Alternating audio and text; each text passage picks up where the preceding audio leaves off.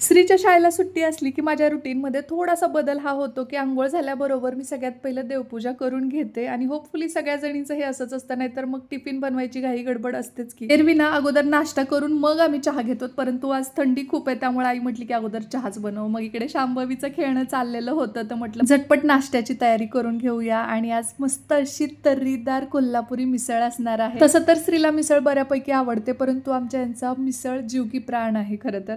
आणि तुमच्यापैकी कुणाकुणाला मिसळ आवडते ते मला कमेंट बॉक्समध्ये सांगा, स्पेशली कोल्हापुरी मिसळ. आणि इकडे सगळी तयारी झालेली आहे, तर आता सर्विंग यांच्याकडेच आहे, कारण की त्यांना असं वाटतं की म्हणजे मला तितकं छान ते जमत नाही, त्यामुळे मग ऑब्व्हियसली नेहमीप्रमाणे यांनी इकडे ताट बनवलेले आहेत सगळ्यांसाठी. आणि मी सहज ब्रेड ठेवले ते, पण आहोंना ते काही आवडलं नाही, त्यांनी छानपैकी असं गार्निश केलेलं आहे. आणि आता श्रीला हे ताट वाढते, त्या अगोदर माझं मस्त असं पार्सल आलेलं आहे, काय ते पुढे मी तुमच्यासोबत शेअर करतेच. त्या अगोदर शांभवी बघतीये की तुम्ही सगळे खाताय आणि मला देत नाही का, परंतु ती आणखी खूप छोटी आहे त्यामुळे तिच्या हातातलं मला वापस घ्यावं लागलं.